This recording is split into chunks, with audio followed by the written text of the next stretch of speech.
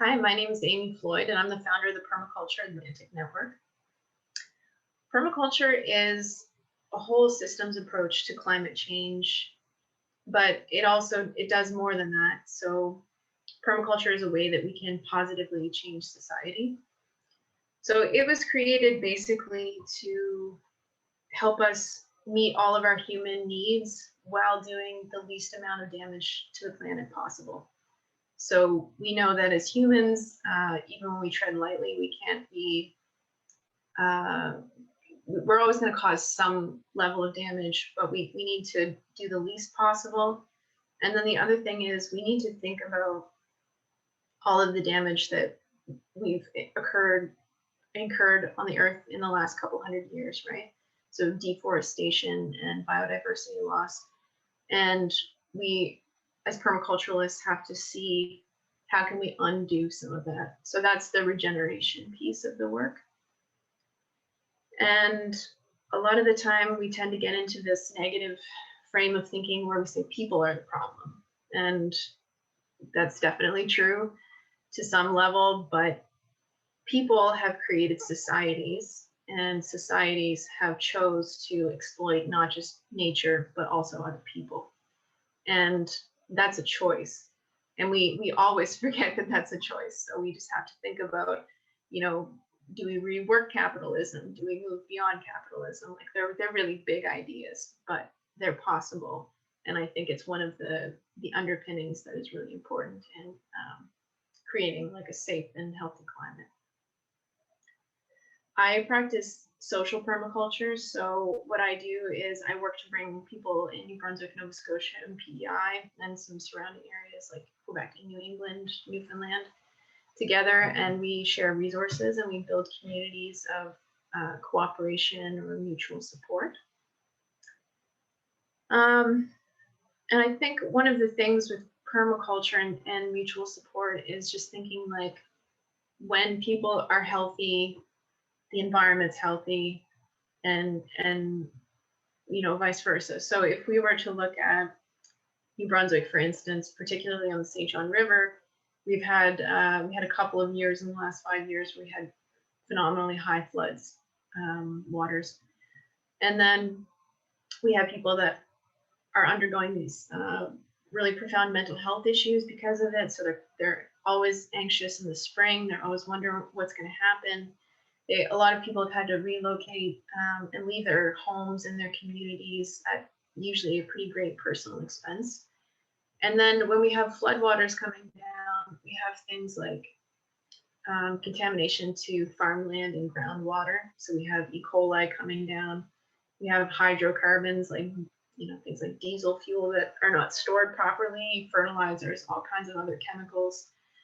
And so you can see how that cycle keeps progressing, right? So when we protect the environment, we're protecting our own family and community as well. And at this point, I don't think I can separate permaculture from my personal life. It's the way that I make all of my ethical decisions. It's the way that I solve problems. When I have a project, by using some of the tools and principles, it's a way that I can reach my goal, but do it really efficiently. Like I save a lot of time and a lot of energy. And I've become really embedded in the permaculture community in Atlantic Canada, and I guess more particularly like in the greater Fredericton area. And the people that I work with and I see their projects, that kind of really fuels my work and keeps me going. And I think, you know, it's the same for other people. So the more we're in a group, the more inspired we are to keep doing what is often kind of hard work. The odd thing is because of how close we are to the oceans and changing of those air currents, New Brunswick is most likely going to become both warmer and wetter. And so when we're in the northern part of the province, we have a more taiga-like forest, so more softwoods, and then farther south we have the Acadian forest. And both of those are going to start to shift so that our forest landscape looks a lot more like kind of what you would see more like in New England, so larger hardwood trees.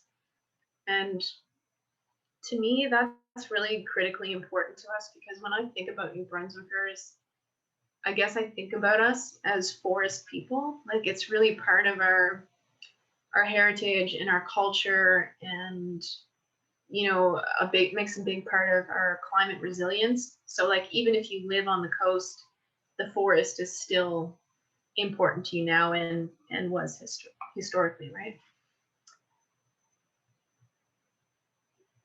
If I could pick three actions to reduce climate change in New Brunswick, and these are fairly robust, but I think very necessary actions.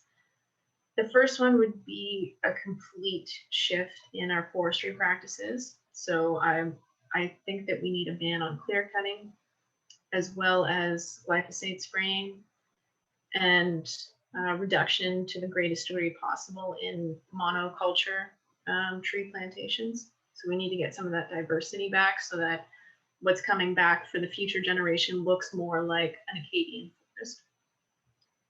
We need to end coal-fired energy use altogether, and the carbon implication for that is pretty significant, but it's not well known. But there's also a very deep social implication in that at least some of our coal is getting shipped up from Colombia.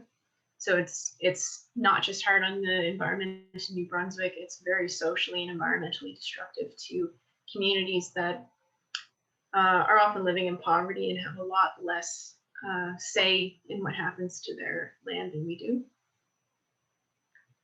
And the third thing would be to end the corporate capture of government. So we have a lot of living in a province that has not been economically well to do for a long time.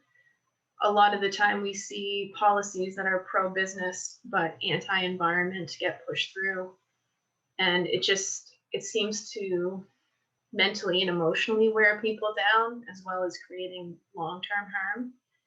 And from my point of view, as an individual and as a permaculturalist, I'm not kind of looking at how nickel and dime carbon over the next decade. Like my view of the future is 300 years into the future. I'm thinking about what happens when we take the forest that we have now that's been cut and cut and cut. How do we get that to an old growth forest, right? So our view of time and our view of economy make it a lot harder for us to be really effective at reducing climate change. So every New Brunswicker can absolutely make an impact in improving the climate. And I think that we could look at that we could take two different approaches. So one is on the individual level. So one of the permaculture principles is to accept feedback and apply self-regulation. And that is absolutely the opposite of everything we've been taught for our whole life, which is to be a good consumer and support the economy and work really, hard and buy a lot of consumer goods.